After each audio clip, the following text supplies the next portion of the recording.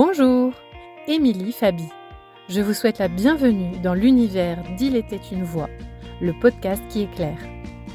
Je suis coach en développement personnel, professionnel et énergéticienne. Passionnée de spiritualité et véritable aventurière de la psyché humaine, je vous embarque avec moi pour vous partager mes expériences, mes connaissances, mes outils, mes réflexions, qui, je l'espère, vous aideront autant qu'ils m'ont aidé à trouver du sens dans un monde qui semble tourner à l'envers. Le tout avec une bonne dose de fun, de magie et de pragmatisme. Bonjour à toutes et à tous, je suis ravie de vous retrouver pour ce nouvel épisode que je n'avais pas prévu d'enregistrer aujourd'hui, mais qui m'a été inspiré suite à une discussion que j'ai eue avec une personne que j'apprécie beaucoup et qui m'a parlé justement, on parlait de TDAH, d'hypersensibilité, de TDA, de troubles de tout ça, de l'attention, de l'hyperactivité, de tout ce qui est trop, ou en tout cas considéré comme trop dans notre société et qui est pour autant de plus en plus répandu. Et on en est arrivé à se dire, en fait, il y a plusieurs écoles. Il y a des gens qui vont vous dire, voire même des spécialistes qui vont vous dire que c'est un effet de mode et que tout le monde est hyper quelque chose. On pourrait effectivement se poser la question.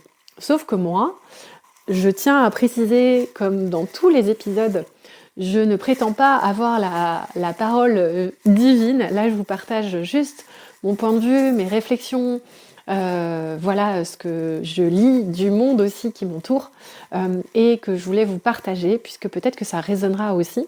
Et du coup, au lieu de parler d'effets de mode, moi je me suis dit, s'il y a autant de personnes, parce que dans nos entourages, en tout cas proches, même moi, je me suis déjà proposé de passer des tests pour savoir si j'étais pas hyper quelque chose, surdouée, sur quelque chose, nanani, nanana. Bon, j'en ai pas ressenti le besoin, en tout cas de poser un diagnostic. Aujourd'hui, je le vis très bien.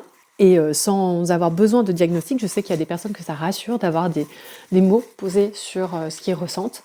Mais en tout cas, moi, ma vision, c'est que si tout le monde est à un moment donné hyper quelque chose, même rien qu'à l'échelle des enfants, combien d'enfants on entend, il est hyper actif, il est hyper sensible, il est hyper émotif, hyper ci, hyper ça. À un moment donné, quand tout le monde devient hyper, c'est que selon moi, il y a quelque chose de conjoncturel. Parce que, en fait, on essaye finalement tous de s'adapter en se contraignant. Et je voulais du coup vous parler de... Alors on y croit, on n'y croit pas, mais en tout cas d'une analyse en Human Design qui parle en fait de l'évolution de l'être à 7 centres énergétiques, donc le système des chakras indiens qu'on connaît, et à un être à 9 centres énergétiques qui a eu lieu en 1781, en fait avec un contexte astrologique bien particulier, où Pluton, donc qui est la planète aussi de la transformation, qui était à un certain degré et qui a du coup fait émerger ces nouveaux êtres. Et là, on est en 2026, enfin bientôt, et en 2027, cette configuration planétaire va à nouveau avoir lieu dans et de la façon, exactement de la même façon pour Pluton. Et du coup, on va venir voir l'émergence de nouveaux êtres encore, donc qui auront encore d'autres particularités. Mais qu'est-ce que ça veut dire entre 1781 et aujourd'hui ?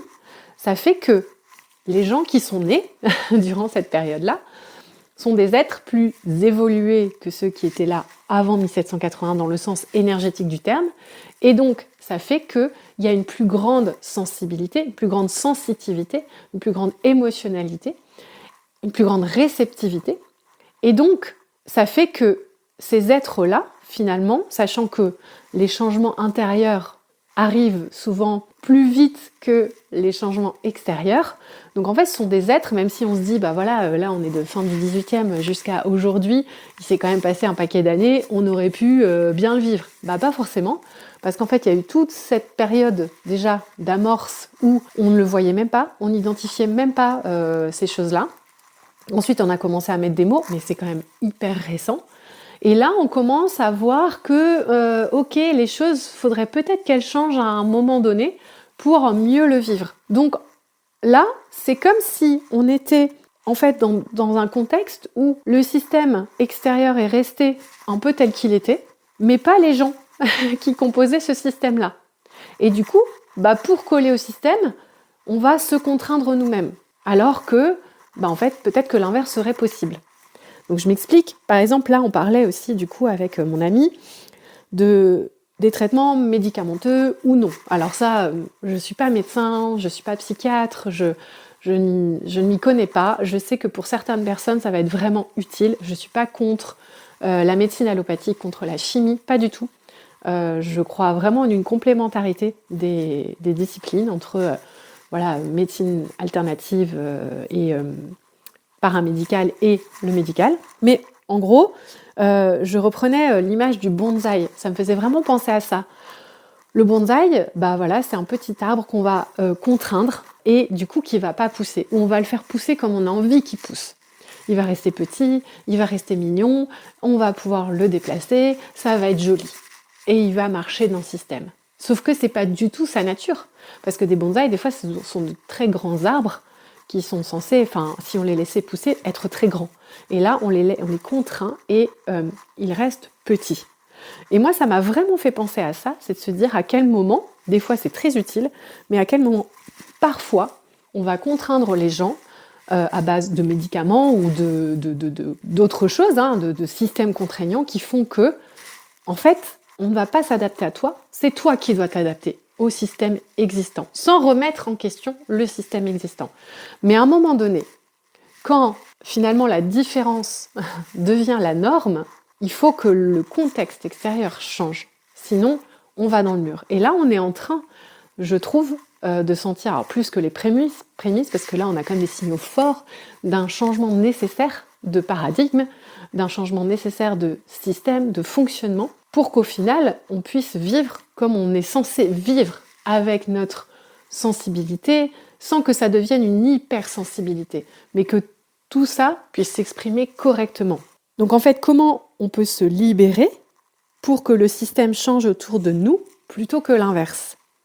Parce qu'en fait, là, on parlait aussi d'effets de compensation. Donc elle me disait que dans sa famille ou même elle-même, elle remarquait que ces personnes qui, a priori, avaient des troubles TDAH ou TDA ou autres, compensaient par quelque chose. Soit ça va être le sport, soit ça va être la créativité, soit la spiritualité à outrance, soit ça peut être même la nourriture. Enfin, en fait, il y a un point, on va dire, de focalisation qui va se créer pour compenser. Et donc, le système de compensation, c'est finalement le système nerveux qui va essayer de trouver quelque chose pour retrouver une espèce d'équilibre dans quelque chose qui est stressé à la base. Donc, comme tout système, il va chercher justement à s'équilibrer, mais parfois l'équilibre, et ça on en parle beaucoup en constellation familiale, et je l'observe beaucoup justement en constellation familiale et ou systémique d'ailleurs, tout est système. Et donc quand un système, quel que soit le système va chercher à s'équilibrer. Et souvent, ou parfois, il va s'équilibrer dans les extrêmes. Je prenais un cas assez concret, par exemple, deux personnes qui, vis-à-vis d'une même situation, par exemple une fratrie ou je sais pas quoi, vont réagir complètement différemment. Donc il y en a un qui va peut-être surréagir et l'autre qui va sous-réagir. Le système est équilibré comme ça. Il y en a un qui surréagit, l'autre qui sous-réagit. Sauf que, une fois qu'on change le positionnement et donc qu'on arrive à... Parce que dans tous les cas, quand on surréagit, c'est souffrant.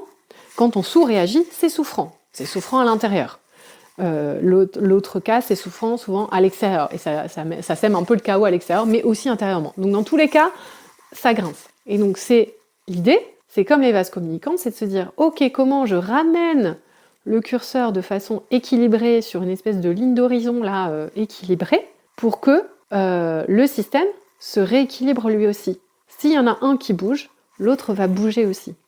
Et ça, donc c'est systémique, c'est mécanique, c'est physique et ça peut se constater de façon très physique avec des expériences physiques des vases communicants, mais ça se constate aussi dans l'invisible entre guillemets, ou pas entre guillemets d'ailleurs. Donc l'équilibre dans les extrêmes, on peut parler d'équilibre un petit peu chaotique en fait. Mais c'est pas forcément un équilibre viable sur le long terme. Et là, nous, on est en train, enfin je dis nous parce que je m'inclus dedans, en fait, je rencontre énormément de personnes qui se sentent différentes, décalées, submergées. Et en fait, je me dis, à un moment donné, je ne m'entoure pas que de gens comme ça. Et c'est pas que, je vous parle pas de gens qui sont dans mon domaine uniquement. En fait, vous parlez à n'importe qui dans la rue, tout le monde va se sentir, enfin, quasiment tous les gens, très nombreuses personnes se sentent submergées, hyper quelque chose, hyper stimulées. On est hyper stimulés, les réseaux sociaux, les écrans, le rythme d'une journée. On est hyper quelque chose. Et donc, à un moment donné, le système nerveux n'en peut plus. Donc, il va compenser d'une certaine façon. Donc, ça peut être la compensation, bim, un burn-out. On plonge direct dans la fatigue qui nous plombe, qui nous maintient au lit parce que le système nerveux n'a trouvé que ça pour survivre. Parce que s'il continue comme ça, il pétait. Donc, en gros, voilà. Donc, le système s'équilibre. Mais à quel prix ? Et du coup, dans quel déséquilibre ? Dans quel chaos ? Et donc là, l'idée, c'est de se dire peut-être, donc bon après je pas vocation à changer le monde d'un coup de podcast, hein, quoique j'aimerais vraiment beaucoup, mais en tout cas, si les gens hyper étaient justement la norme aujourd'hui, vous voyez ces êtres à 900 dont je vous parle, en fait c'est normal à un moment donné, on est devenu comme ça, mais dans un système qui est resté très, en tout cas là, en tout cas dans le système français. Après, il y a d'autres systèmes dans lesquels probablement c'est moins marqué, mais je parle de ce que je connais. Et en tout cas dans le système français, mais même global, j'ai l'impression que quand même, voilà, on est dans quelque chose d'assez froid, ou même rien qu'à l'échelle d'une entreprise. Ah ben alors même si ça s'ouvre maintenant, mais c'est en gros être professionnel, c'est laisser ses émotions chez soi. Donc c'est l'ère de la machine. Donc tout justement, ces deux petits centres énergétiques qui sont là en plus et qui nous montrent, qui nous donnent un supplément d'humanité, un supplément d'âme, eh ben il faut les laisser à la maison. Enfin donc c'est juste pas possible, c'est juste invivable au bout du compte. Et donc ça devient trop parce que le système n'a pas suffisamment bougé. Sauf que là, on arrive clairement, j'imagine que vous le constatez vous aussi, on arrive clairement à un seuil où les choses doivent bouger. Où de toute façon, les choses bougent d'une certaine façon. Les gens n'en peuvent plus, donc c'est soit on se contraint encore, soit en fait on se change soi déjà, donc ça passe par plein de choses, ça passe par écouter davantage son rythme, mettre en place des choses pour écouter plus son rythme biologique, son rythme émotionnel, pour justement exprimer davantage ses émotions, pour... Enfin, il y a pas mal d'outils et on peut y aller petit à petit. Et je dis pas que ça va tout révolutionner du jour au lendemain, mais au moins avoir cette conscience-là de se dire, mais en fait, ma différence, que je pense être quelque chose d'anormal et on m'a diagnostiqué ci, on m'a diagnostiqué ça, et on le dit à la fois, pour certaines personnes ça va soulager, mais d'autres vont avoir une espèce de honte.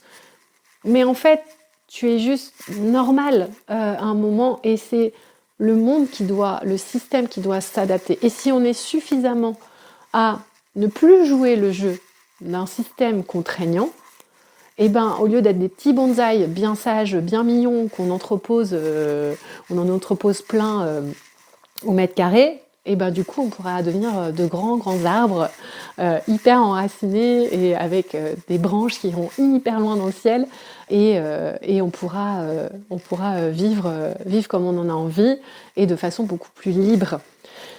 Et d'ailleurs, moi ça m'a permis, cette discussion, ça a été assez fou parce que ça m'a permis de faire le pont avec mon programme Alchimie. Donc je vais quand même vous en parler 5 minutes. D'ailleurs, c'est mon podcast, donc je fais ce que je veux.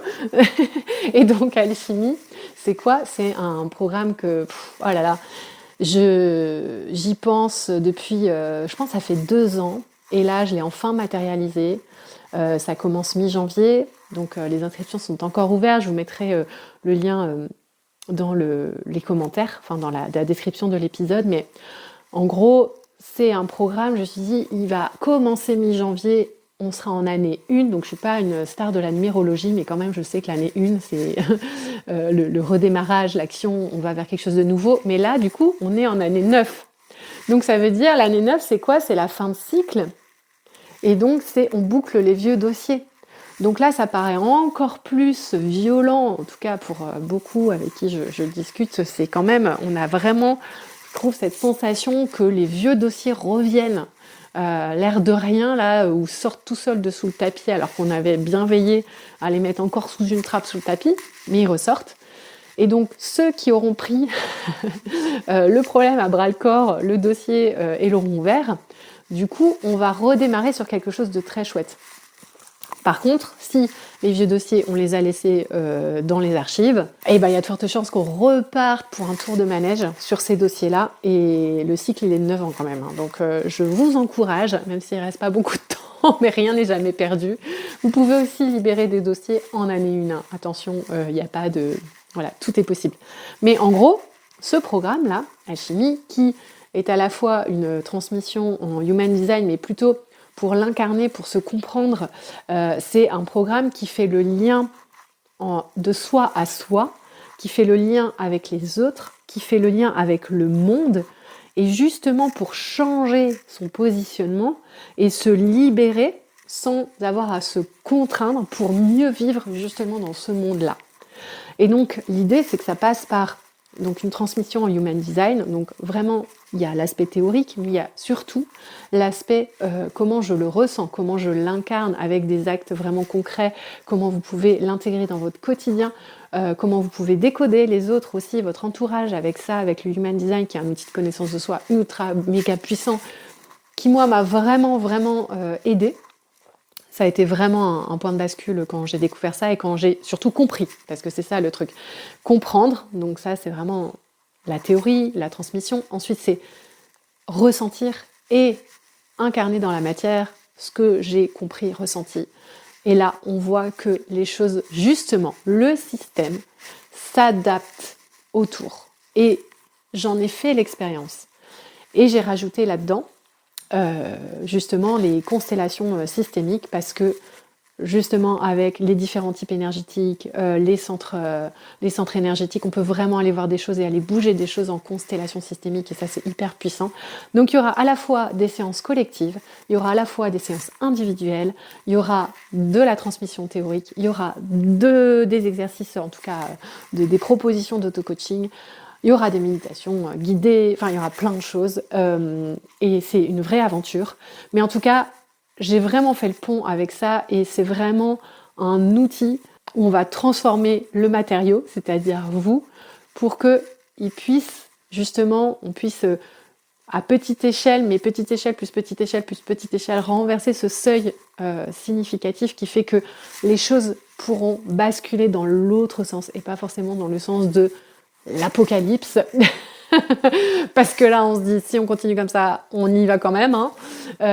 Donc c'est pas terrible. Donc là moi j'ai envie d'y croire, je dis pas que c'est moi qui vais y arriver mais tous les gens qui œuvrent aussi pour ça et pas que des thérapeutes et pas que des gens qui sont dans le même domaine que moi mais chacun à son échelle si chacun se libère et s'autorise à être soi-même en justement faisant table rase aussi des conditionnements, des injonctions, du mode téléguidé, eh bien je reste persuadée que le système devra de façon mécanique s'adapter à nous. Donc rien n'est perdu, tout est à gagner, tout est à faire. Voilà, je voulais juste vous partager ça. Ça résonnera ou peut-être pas. En tout cas, que ça résonne ou que ça ne résonne pas. Moi, j'ouvre les commentaires. Je serai ravie, comme toujours, d'en échanger avec vous. Si vous voulez encore en échanger, n'hésitez pas à me contacter. Et puis, si vous voulez plus d'infos sur Alchimie ou autre, n'hésitez pas. Vous savez où me trouver. En tout cas, je vous souhaite plein de belles choses comme d'habitude. Prenez soin de vous et je vous dis à très bientôt.